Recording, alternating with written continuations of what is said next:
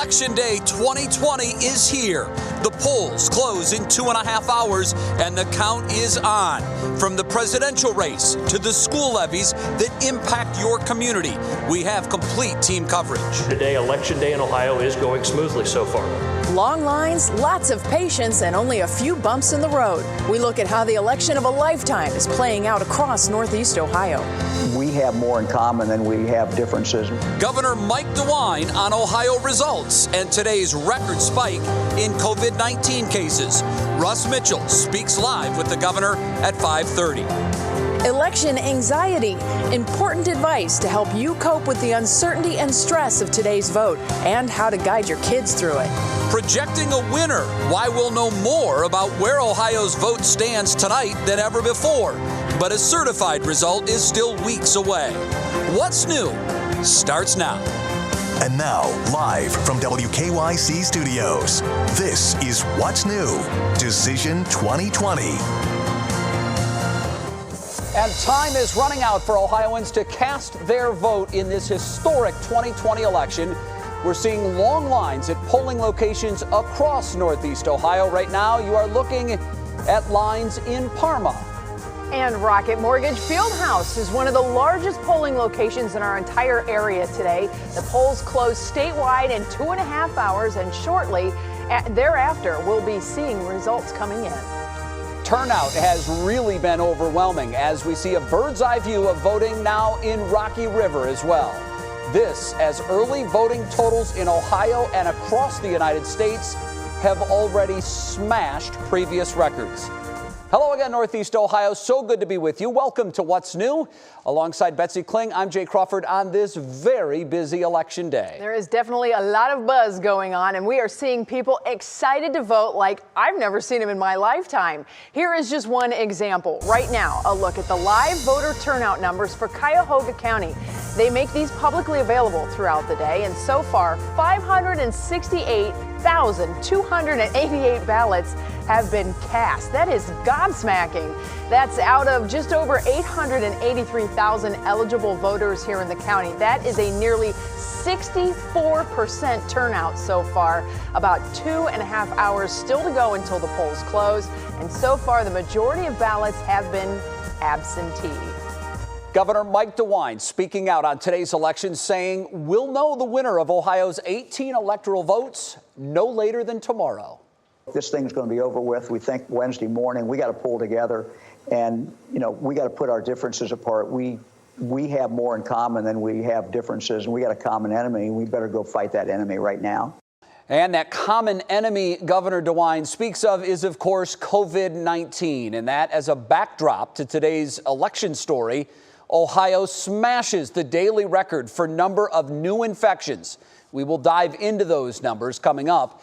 And Governor Mike DeWine will join What's New live in the 5:30 half hour. But first, we have live coverage across Northeast Ohio from the issues that matter to you to making sure voting runs smoothly. We kick off tonight with our team coverage with Mark Namick, who's live at the Cuyahoga County Board of Elections warehouse, where there's about to be some serious tabulating going on as we get in past 7:30 this evening. Mark, how are things going out there so far? Hi, Betsy. As you said at the top of the show, the story of this election so far has been the early vote. The bulk of the votes, more than half of what's normally cast in an election in Cuyahoga County, have already come in. So those will get counted here later tonight. They'll come in pretty soon after the polls close. Around 8 p.m. we'll get the first wave of votes. But here's some important context. The board officials are still predicting about 70% total turnout, and that's about on par with the last couple of presidential elections. And you may be seeing some lower turnout right now at the moment in places like Cleveland. And that could be very critical to Democrats, which rely on Cuyahoga County as a firewall to build up votes against those rural counties that traditionally and overwhelmingly go Republican. So there's a lot at play right here. Some of the reasons for the lines being slow or long today really have to do with the removal of machines to accommodate social distancing and more people taking advantage of curbside voting, which requires workers to come out, check ID, go back and forth. So that's really what's at play with the lines. And right now we're in the thrust of the biggest push for the in-person voting here for the rest of the evening before 7:30. Betsy? Well, this election is definitely a marathon, and that marathon is only rounding a corner as we head past 7:30 tonight. Certainly the count is going to be a big part, a very busy night ahead. Thanks so much, Mark Namick. Jay? Well, Betsy, we're keeping a vigilant eye out for any issues with the election around our region. On top of that side of things is our investigator, Rachel Polanski, who joins us live now. Rachel, what are you hearing as we reach out into the early evening here? Hey, Jay. Well, good news, not too many problems to report at this point, except for, as you can see behind me, the very long lines. We are here at Brook Park Rec Center, and as you can see here, the line just keeps going and going and going. I was talking with some voters at the front of the line, and they told me that they waited up to 2 hours to cast their ballots. Some were frustrated, wish there were more polling places. Others said the wait is not so bad, even calling it fun. Lots of folks are wearing their masks, so there's not much social distancing going on. We're also hearing reports of very long lines in Rocky River, in Parma Heights, and in Broadview Heights. Now, the only issue I've heard about was in Lakewood this morning, and a voter was telling me that only one of 4 of the scanning machines was actually working. I did talk with the Board of Elections, and they told me, yes, that was a problem, but it has since been resolved. So really, if that's the only problem we're hearing about, things are going pretty smoothly so far. I also want to note that we've received reports of no lines or very short lines in several polling places in Lake, Lorain, and Summit counties. So that's what we have right now. But if you see a problem, we want to hear about it. Email me at rachelpolanski@wkyc.com. Reporting live from Brook Park, I'm Rachel Polanski. 3 All right, News. Rachel, thank you very much. This reminder, by the way, if you are in line, even after the polls close at 7:30, stay in line. You still get to vote. Now, lack of transportation should never be a hurdle for voters wanting to get to the polls, and they can. And thanks to a grant from the Cleveland Foundation, Clevelanders did not have to worry about that this election day. RTA offering free rides all day to get voters to the polls if they so desire. Well, school levy issues are also a very big part of this election day, on top of mind for many Northeast Ohio families, and perhaps none bigger than the much talked about Issue 68 levy here in Cleveland. Lena Lai is following this one for us, joins us live here in Cleveland with the stakes of that levy. And Lena, it's one of the most challenged districts in the entire country. Absolutely. And Cleveland Metropolitan School District is hoping that taxpayers will extend their generosity during this pandemic year by passing Issue 68, which will help cover the costs of the operations of the district for the next 10 years. Now take a look at some of the highlights of this issue. Issue 68 is a 15 mil renewal levy and a 5 mil increase. It's expected to raise some $67 million a year for the next 10 years. That 5 mil increase translates to about $7 more per month for the average Cleveland homeowner. Now, a little bit of history here. Back in 2012, Cleveland voters comfortably passed the 15 mil levy with 57% support, and then renewed it in 2016 with 68% support. So now we're here in 2020. What will voters do? We'll have the arguments for the levy and against the levy coming up at 6. Betsy?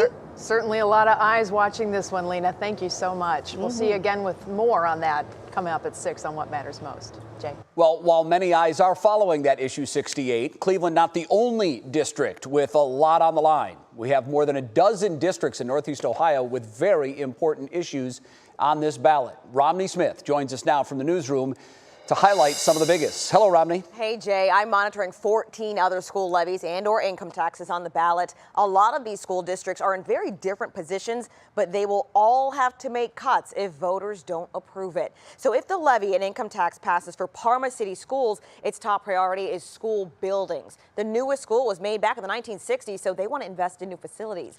Euclid City Schools has an 8.7 mill rate increase on the ballot that has failed before. In fact, the district lost more than $5 million last time. But it's hoping school leaders say that this one hopefully can pass. And in Chagrin Falls exempted schools, a millage rate increase of 3.85 mills is on the ballot. I spoke with the superintendent this afternoon who told me the school board actually lowered the millage rate because of COVID to make it more affordable for families to maintain all services, since another millage rate of the same exact amount expires this December. So really, it'll kind of balance things out if it passes. So as you can see, Jay, there are a lot of different issues in various school districts. And at the end of the day, it's all about the students, the faculty, and staff. And I'll be watching all night long. Many others will be watching with you. Romney Smith, thanks.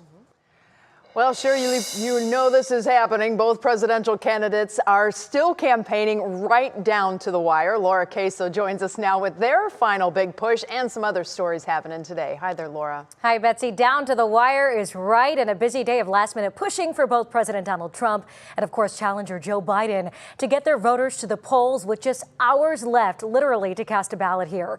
President Trump is looking for a late surge in battleground state where he's neck and neck in the polls. Meantime, Joe Biden making a series of surprise campaign stops across the country, looking to rally late support of his own. And businesses across the country, they are boarding up their windows once again, preparing for any possible violence in the aftermath of the election. You're looking at video right now. This is crews right here in Cleveland, actually, boarding up Huntington Bank on East 9th Street. Similar scenes are playing out from California to Indiana to New York. Now, you'll remember the property damage done during Black Lives Matter protests. Many businesses saying they're hoping it's an unnecessary precaution. And the election is not the only big story today. Ohio also shattered its daily record for COVID cases. 4,229 new cases were reported in just the last 24 hours. The previous record was set last week with just more than 3,800 cases. 33 more people died from the virus, too. And today's positivity rate was more than 8%. That is actually 3% above the level the World Health Organization recommends for keeping schools and also businesses open. Now, I just spoke with a doctor from the Cleveland Clinic about 20 minutes ago, Betsy. She tells me we cannot let our guard down, also saying heading to the polls and casting that ballot should not be a problem when we're talking about spread, if you're wearing your mask, and also keeping that social distance. Yeah, that spiked number, that big line there is so startling to see on a graph. And then when you put it into perspective with the positivity rate, a one-day jump of 2%, it is incredible how those numbers are going right now. All right, Laura, thank you very much for that. Well, speaking of numbers, everybody, when are the election results really going to be final? We'll take a deep dive into the network projections next. And later, the last-minute push from Hollywood to encourage everyone to get out and vote.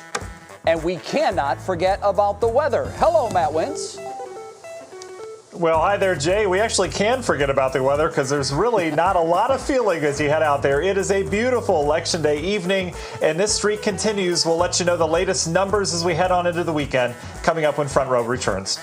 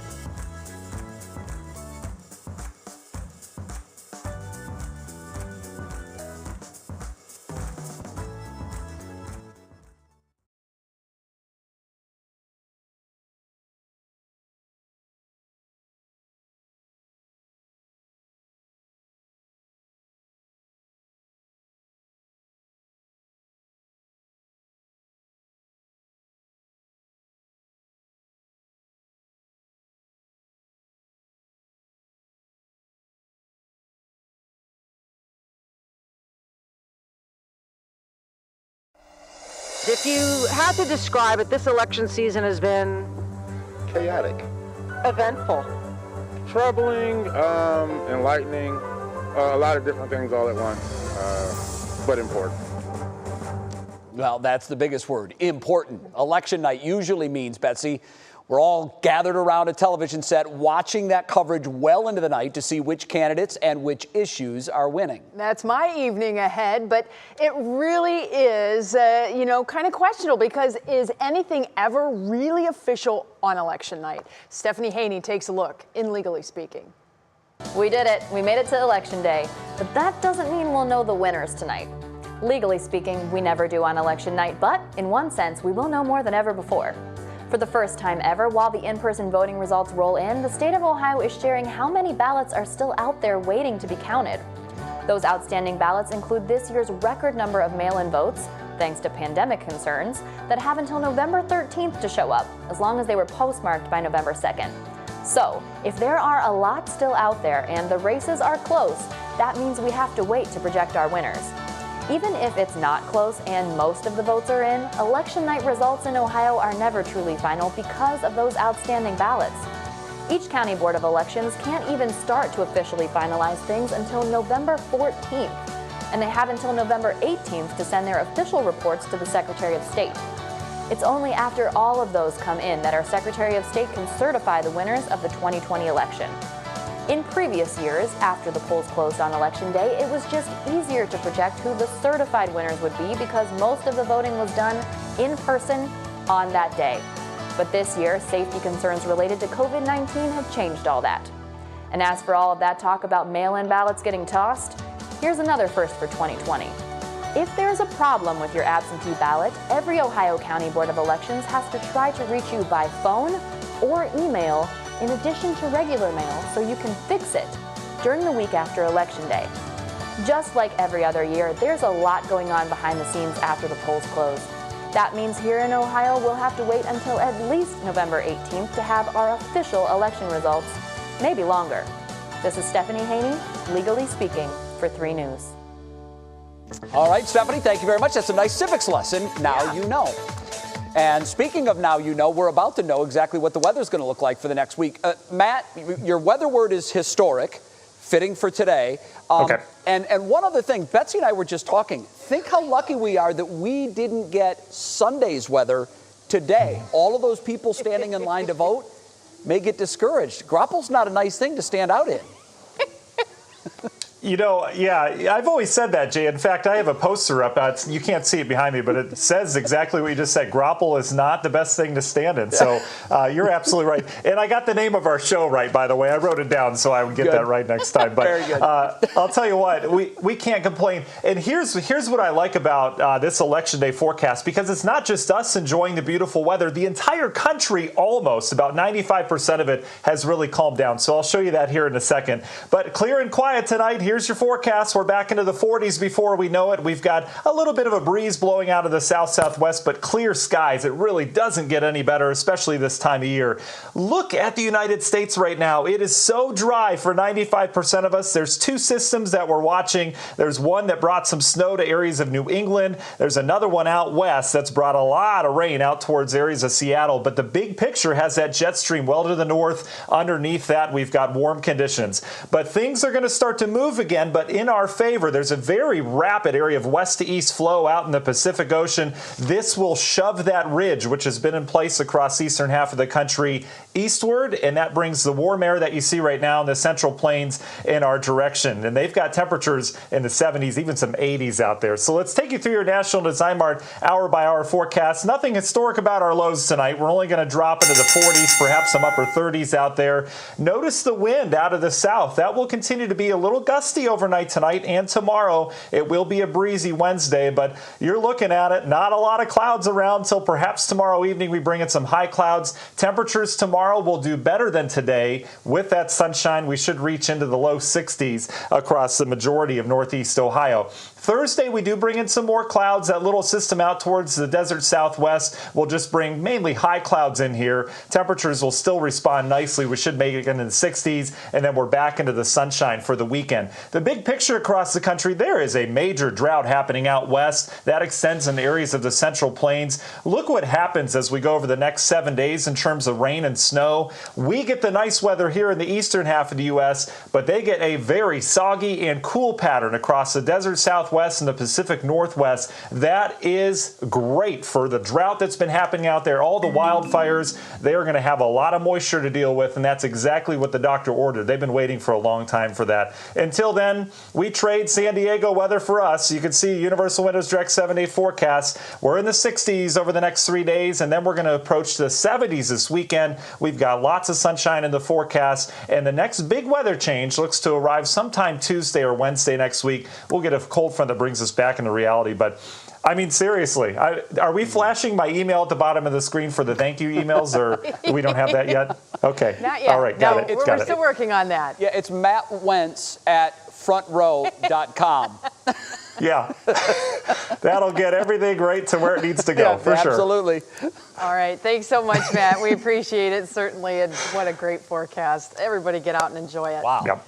Well, the dating apps, not just for finding Prince or Princess Charming. Now people are swiping right into the voting booth. That's coming up in your Pop Breaks next. What? I can't wait to hear that. And sticking with the princess theme, Elsa, Anna, and Olaf picking up the trash. You've got to see it. It's our Worth the Watch, and it's next. They're pretty, I think.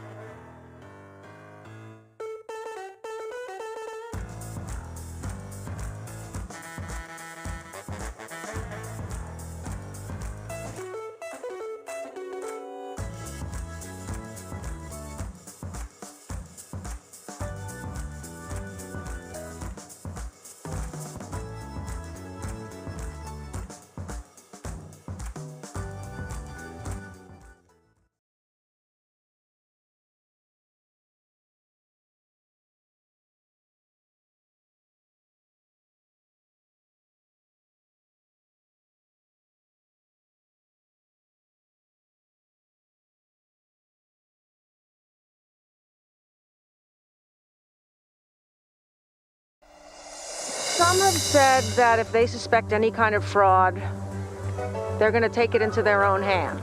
I think there's going to be violence regardless, whoever wins tonight. No matter who wins, the other side is going to be like, they cheated, they cheated, they cheated. Well, let's hope that's not the case. Celebs are making a final push to get their candidate into the White House. Plus, dating apps stepping up to urge Americans to vote. Here's Kiara Cotton with our Election Day edition of Pop Break. Happy Election Day. While entertainment and politics don't always mix, countless stars from Cardi B and Selena Gomez to Jaden Smith and Chris Evans have all taken to social media to encourage fans to make their voices heard. And if social media isn't enough encouragement, some celebs are even hitting the campaign trail. Singers John Legend and Lady Gaga joined the Biden campaign for a rally in Pennsylvania yesterday, while in Michigan, President Trump was joined by rapper Lil Pump. I just wanted to come on and tell you guys that you got a huge fan in me. A group of Pennsylvania phone bankers are having a hard time stopping their feelings after a surprise visit from singer and actor Justin Timberlake. The 39-year-old crashed the Zoom of the Biden campaign volunteers on Tuesday and shared a video of the call on Instagram saying, "If you haven't already, please get out and vote. Thank you to this amazing group of PA phone bankers and voters for letting me crash your Zoom." Speaking of banking, some people are now using dating apps to encourage people to vote. According to CNN, users of apps such as Tinder, Bumble, and Hinge are now changing their locations to battleground states in the hopes of connecting with people to encourage voter turnout. It's a part of a movement being called Date Save America. The organizers have no affiliation to either candidate. Whether you choose to swipe right or swipe left, make sure your voice is heard this election. Polling locations close tonight at 7:30. And if you have questions, make sure you head over to WKYC.com and check out our complete voter guide. Back to you guys. All right, everybody, it's time to take a break from all the election talk, deep cleansing breath. We know that Halloween was a few days ago, but a few garbage men still have people talking. 3 sanitation workers in Rhode Island decided to mix it up a little bit for Halloween. So last Friday, they dressed up in costumes from the Disney movie Frozen for their 4-hour daily trash route. They also played songs from the Frozen soundtrack, and the trio got plenty of laughs and video love from customers along their route. And obviously, this has social media buzzing. It's been viewed more than 200,000 times. I can tell you for a fact, my girls would have had their faces plastered to the windows to see that. That is a great way to get some laughs, certainly. That's the most 2020 thing I've seen today. Can you imagine? I mean, the weather was cold, obviously, so it was fitting too, but can you imagine seeing that in your front yard, looking out twice? Wait, what? In the world is going on? Welcome to 2020. Is that Olaf? In my yard. Right? Well, coming up here at 5:30, Governor Mike DeWine is joining us live, and we're going to ask him about today's COVID-19 numbers and tonight's election results. Plus, you hear about them all the time, the battleground states. This year's presidential election has about 8 of them. We're going to take a look at the map and see what each candidate is trying to do to find their path to the White House. And I've heard so many people talking about this. Politics is stressful. How to deal with the election night anxiety and how to talk to your kids about it.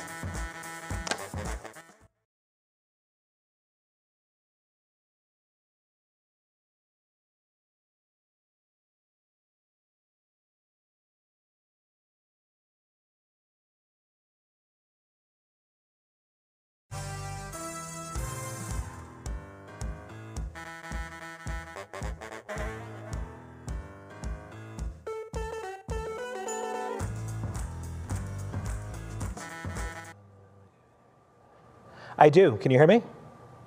Thank you. Testing 1 2, testing 1 2 3 4.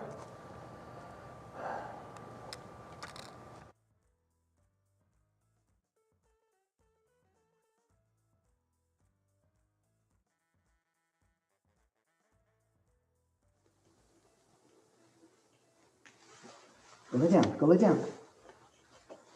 Yes.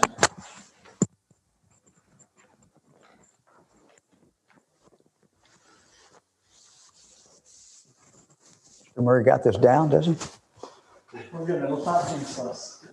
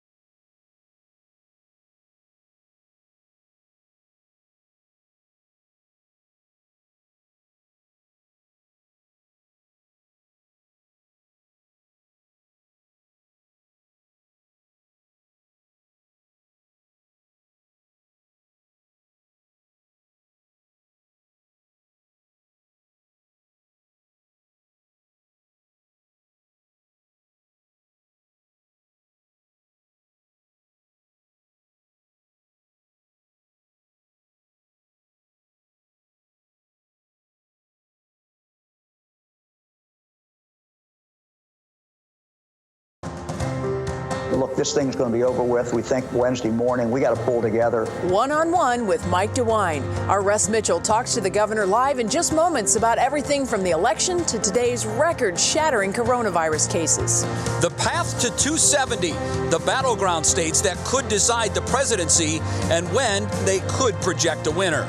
Stay calm as the count goes on. Expert advice to help beat election anxiety and how to talk your kids through election night stress. And now, live from WKYC Studios, this is What's New, Decision 2020. Welcome back, everyone, at 5:30 on this election day, and you are now looking at a live shot of the White House. And the race to determine who will live there for the next 4 years is nearing the finish line. Feels like it's been a 4-year race, and it finally is coming down to the wire tonight. Big news to come as we head through the overnight hours. And of course, we want to thank you for joining us here on this election day. I'm Betsy Kling. And I'm Jay Crawford. A very busy day, so let's dive right in this half hour. We continue our team coverage. Coming up in just a little bit, we're going to talk with senior health correspondent Monica Robbins about how to deal with all the anxiety so many are feeling with this election. But first, we start with Russ Mitchell standing by to speak live with Governor Mike DeWine. Hello again, Russ. Hey, Jay, good afternoon to you. And joining me now from his home in Cedarville is the 70th governor of the state of Ohio, Mike DeWine. Governor, good afternoon. Good afternoon. Good to be with you. Thank you. We wish you a happy election day. Let's talk about these staggering coronavirus numbers today. 4,229 cases, a new record, almost 400 more than the previous record. When we spoke last week, you said you had not closed the door on issuing new orders or closures. So with these new numbers, how likely is it that you will do that in the next few days? Well, we're looking at things to do, quite candidly, but the most important thing that people can do, or that anybody can do, is what Ohioans do every day, and that is just we need to wear masks more. We need to be careful. What we're seeing is the spread coming from people just kind of letting their guard down when they're, among family, extended family, they're among friends. People are keeping their mask on pretty well when they're going into stores and things like that, but it's the personal relationships that we're seeing the spread, well, let me ask you. It's a huge problem. You have said that before, and you've issued it's called throughout the state, but you did say you are considering things. What are you considering right now? Well, first of all, I think we need to kind of go back and talk about what is already in place, because I think sometimes people forget. We have a statewide mask order on, which means that when you're out in public, the order says that you are to wear a mask. We also have a limit of 10 people in a group together. There's a few exceptions, but people need to follow that. I understand, but again, let me go back at you on this. You talked about what we have in place, but what are you considering right now? Give me an idea of what you're thinking about. Well, we're thinking somehow, frankly, how to impact people in their private lives, and that, is not something that government does very well, and it's not something that government should do very well. But what we're trying to do is, frankly, to get people to understand the gravity of what we're seeing here. Let me just review the numbers very quickly. 1 month ago, we were 1,000 cases a day. You just reported, well over 4,000 cases today. Our positivity number has gone from 2.5 to 8 or 9% now, and it's going straight up. And the spread is in every single county, and the rural counties as well as the urban counties. So look, we're looking at other things that we can do, and we'll be talking about that on Thursday and Friday. On Thursday and Friday. Okay, we appreciate that. Let's now talk about the election. You, of course, have your finger on the pulse of what's happening in Ohio. How is the election going so far? Any reports of problems, or are things pretty smooth? No, I don't think there's any major problems. Ohioans do elections pretty well, and we depend on Democrat and Republicans who work the precincts, and they do a phenomenal job. What's striking about today is how many people are voting. It seemed like everybody that could vote had already voted before Election Day, and now they're just lines virtually everywhere. Yeah. My wife Fran, I voted at 10:30 this morning, which should be kind of a dead time in Cedarville. There were lines all around the building. It was a 45-minute wait, and the poll workers told us that people started lining up at 6 o'clock. So it's going to be a big vote. I mean, it may be double what it was, 2 years ago in the gubernatorial race. Let's go through the timetable tonight. I understand the last 3 elections, Ohio's numbers have been out by 11:30 in the evening. Do you expect that to be the case tonight at all? We will know who won in Ohio possibly by then. No, I think so. I think in all probability. I think it's going to be a close race. I think the president's going to win, but I think it's going to be a very close race. I think what people should keep in mind is that the first thing that is counted is the absentee ballots and is the votes that have been already cast before Election Day. And so Ohio does that, and we report those fairly quickly. So when you're starting to see numbers a little before 8 o'clock tonight, that's what those numbers are. We would expect that Joe Biden would have a significant lead at that point after all of those early votes are counted. And if the president's going to catch him, it will have to be in cutting that lead down over the night.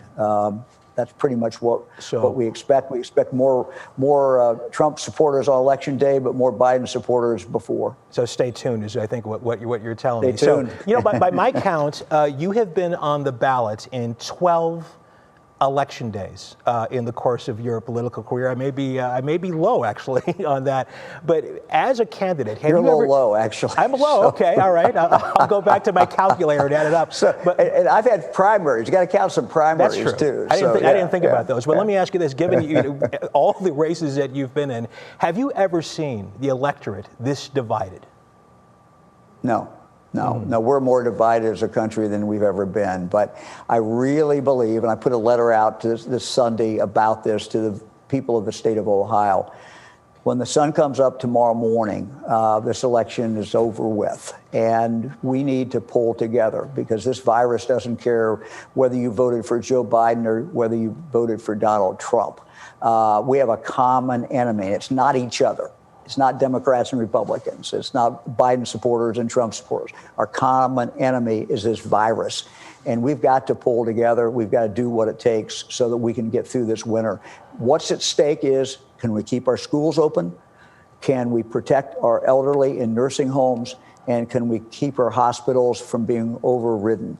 Those are the 3 things that are at stake. And we can control this collectively, all of us. But the only way we do it is wear a mask, keep a distance. Let's stay tough for the next 3 or 4 months, and we'll get through this. And then we'll have the vaccines coming.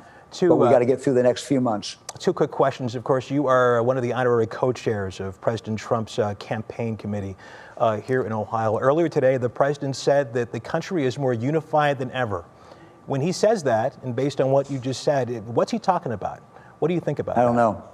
Look, I don't know. I'm for the president. I love who he's put on the Supreme Court, on the district courts, the circuit courts. I think that he's been very good for the economy and will continue to be good for the economy.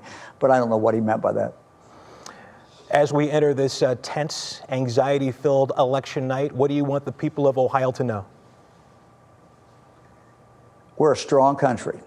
Somebody's going to be disappointed tonight, but what we always do, we're going to get up tomorrow morning, we're going to remember what a great country we live in, and we're going to do what we need to do to keep this country going strong and keep this state going strong. And part of that is we got to battle together against this virus.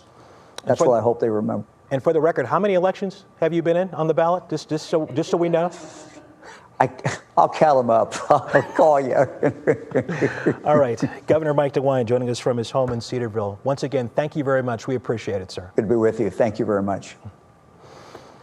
So, Jay and Betsy, there you go. The governor of the state of Ohio kind of giving us the latest on what's happening here and perhaps what could come down the road. What was interesting there, he said that they are considering things in terms of closures. Excellent job, by the way, pushing him to give you something specific. As to what he might add. Well, thank you. And it sounds like perhaps on Thursday and Friday we may hear something. Yeah. Also, the respectfully disagreeing with President Trump that we are more unified than ever before. He's got an interesting way of putting things so succinctly you can almost hear what he's saying without him actually saying the words. Yes, he's very good at that. He always has been. And as we said, he's the honorary chairperson, so he's obviously the point person in the president's campaign here in Ohio. Of course, a very important state. And the way he handled that, the way he has handled that, has always been interesting. It will be fascinating to see what happens after Election Day, because as you both know, There is one school of thought that the reason that we have not seen closures, we have not seen measures like that, was strictly political. He has said it's not, but certainly, again, so aligned with the president, who has been against closures and measures like that. You have to wonder if that is somewhere a factor in any way. We'll find out Thursday or Friday for sure. Right. Russ, thanks. Thank Great you. work. Well, we know with a tight election like this, it all comes down to those key battleground states. You know who they are. One of them is Ohio, and there's no one better to set the stage for what will happen tonight than the master of the big board, NBC's national political correspondent, Steve Kornacki. All right, we come into Election Day with Joe Biden ahead in the national polls and certainly ahead when it comes to the race to 270. How can he win this election? There are all sorts of paths on this map for Joe Biden. The easiest one is if Joe Biden just gets Wisconsin, Michigan, and Pennsylvania, 3 states that Donald Trump won by less than a point in 2016.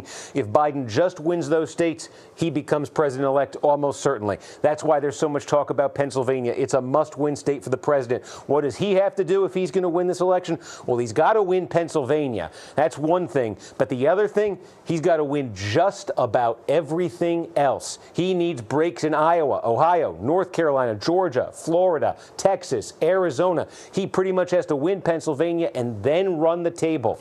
The odds of doing that are long, but we'll never know until we see the actual results. That's why they have elections. So many people, that is what they are doing tonight. Well, you can see all of NBC's network election coverage. It starts at 6:30 with NBC Nightly News. Then at 7, Front Row is going to be taking the night off, so NBC's Decision 2020 will be kicking off the rest of the evening. Of course, Russ and Sarah will be joining you throughout the night with updates on all of our local races, and we'll be back again at 11 with full coverage. Up next on What's New, feeling stressed? Many of us are with the pandemic and the election. Social media posts can drive your blood pressure up. We're going to talk about ways to cope with all of this anxiety next on What's New. And it's certainly been a beautiful day. So, Matt, what's the latest on what's happening outside? Look at that sun. Wow. Well, yeah, beautiful looking sunset. Check that out. I'll tell you what, guys, it is going to be another stellar day tomorrow, and then we're going to add another 5 or 6 days after that of beautiful weather. How long does this last? So we'll take that forecast over the next 10 days as we look ahead coming up.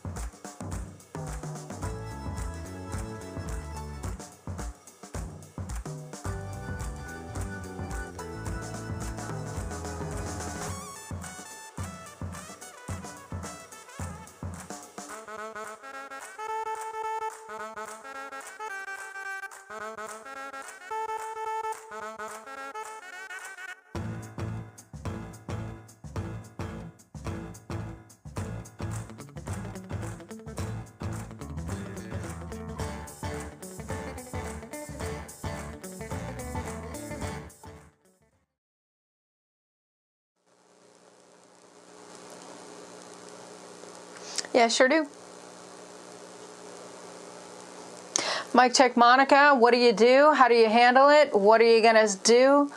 Why is my thingy popping up?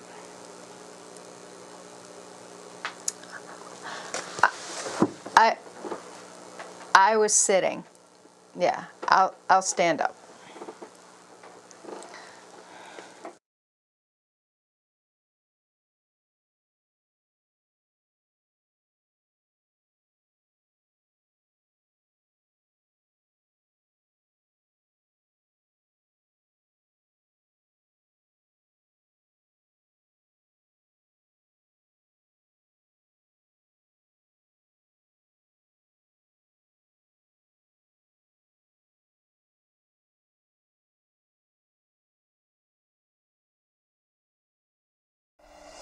What has been the most disappointing to you during this whole thing? How people have taken everything out of context, the things against law enforcement, the rioting, the looting, all that stuff like that. What concerns me is the lack of unity.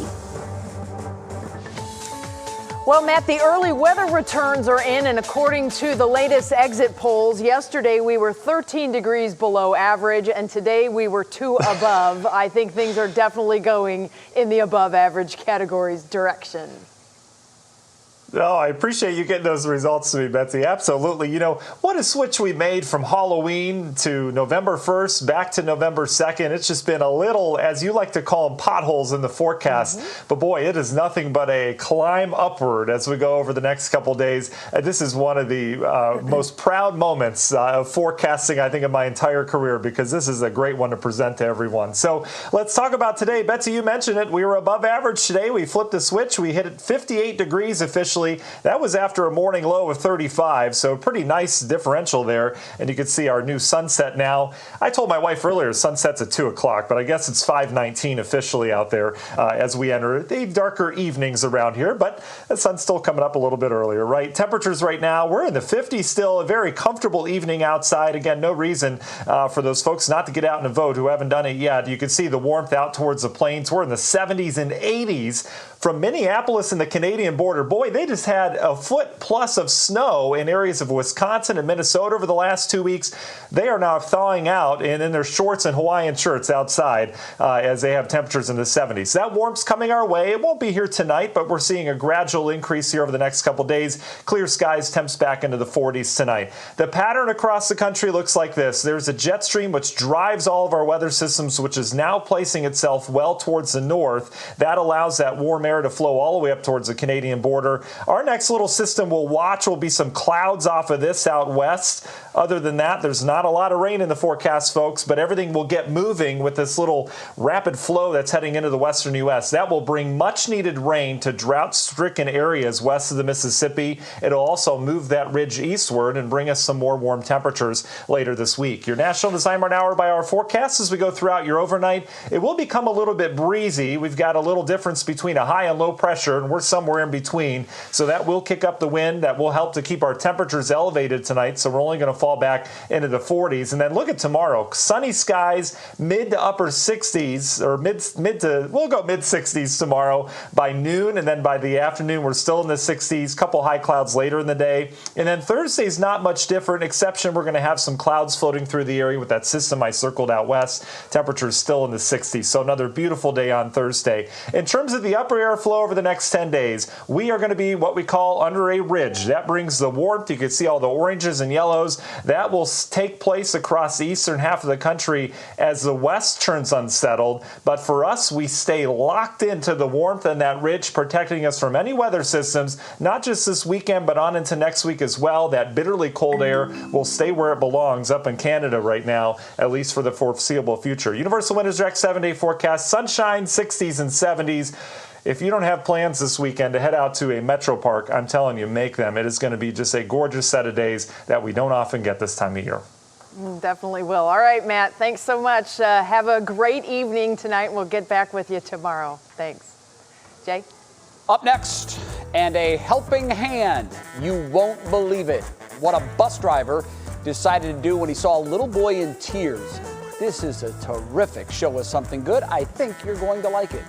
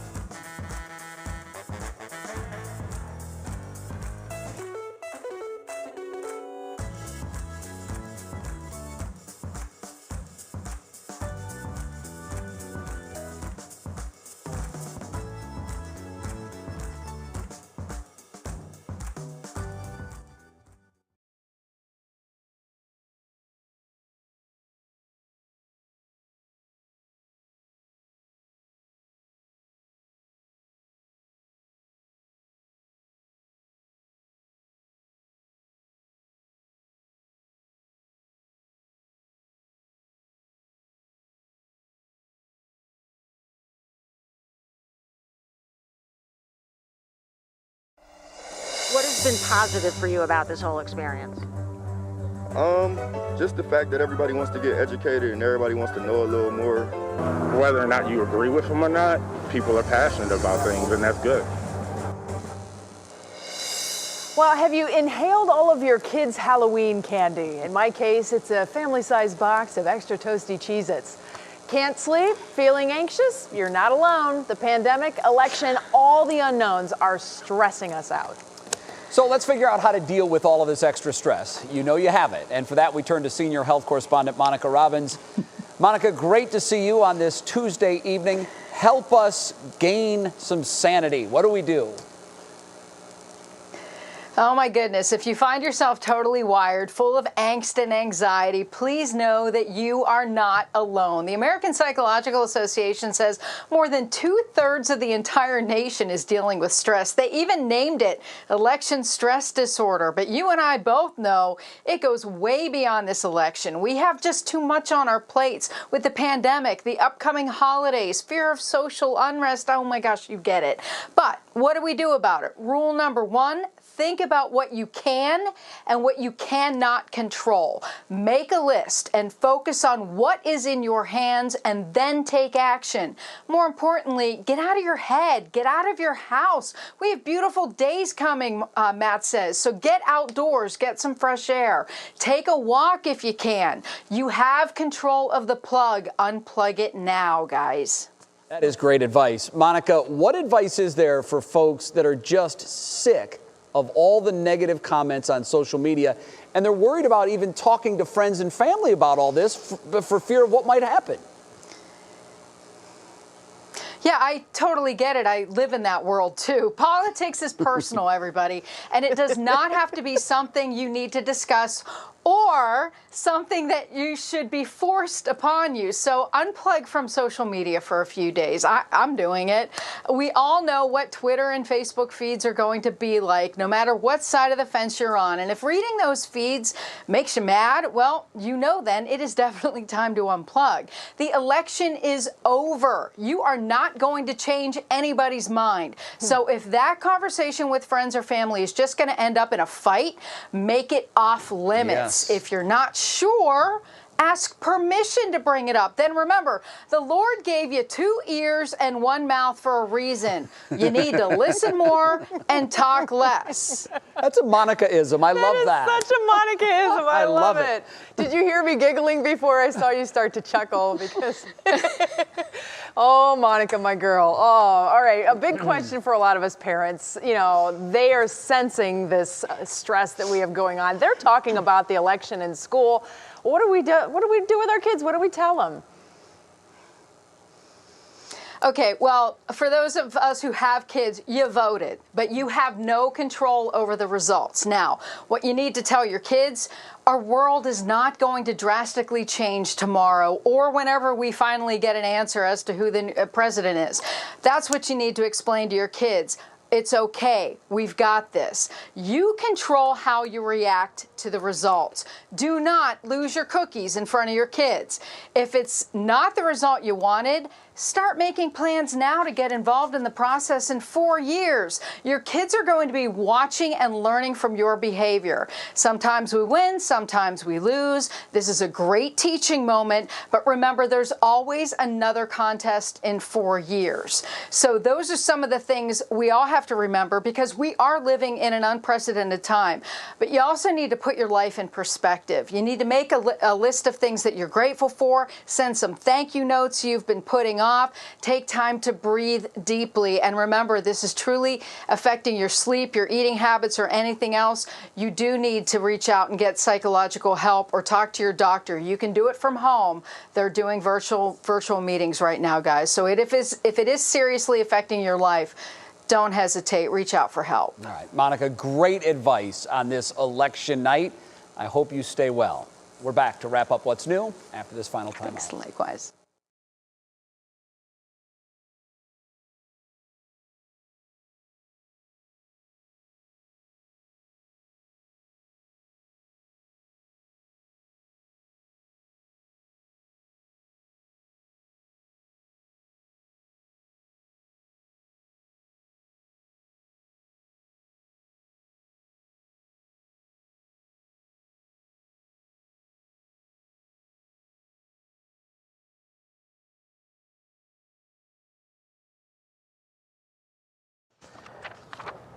Hi, testing 1 2 3 4. Testing 1 2 3 4 5. Thank you. Hey, mic check. 1 2 3. Mic check. Mic check. Mic check. Thank you.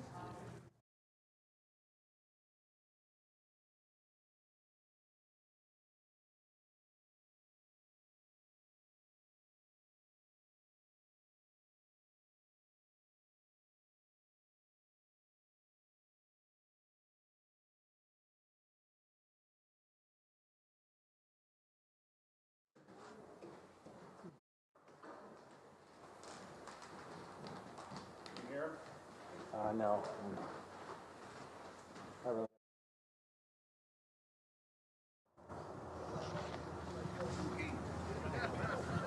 Yes, hi. Yes, not too many problems to report here beside the long lines. Patrols, and I did speak to Cleveland Police. I do, hey. 1 2 3 4 5 6 7 8 9 10. 1 2 3 4 5.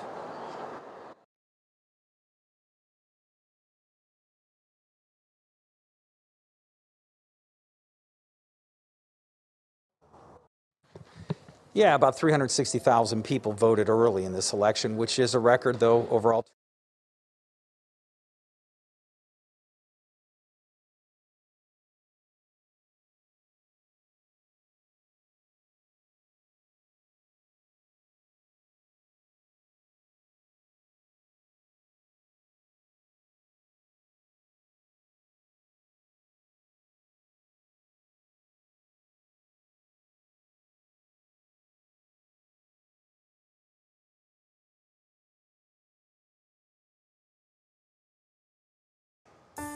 Our show of something good comes from Canada. Bus driver driving along sees a young guy with his chain off his bike crying. He pulls over the bus, fixes the young man's chain, and sends him on his way. And I think it's appropriate that on a night like this, we say we need more images like that in our world. We're out of time. Busy night. Keep it tuned to 3 News. We're back tomorrow at 5 with another episode of What's New. I think Russ Mitchell is actually wearing sneakers today. We'll find out what matters most with Russ and Laura. Starts right now. Now at 6, it has arrived. Election night. Will Donald Trump keep his job? Will Joe Biden claim the White House? The polls close in 90 minutes. Yeah, I think the majority of Americans still come together regardless of party. It's important. You need to respect the office regardless who's in it. Long lines, record turnout. We have team coverage of today's monumental vote, potential problems, and expert analysis from Tom Barris. When the sun comes up tomorrow morning, this election is over with, and we need to pull together. One-on-one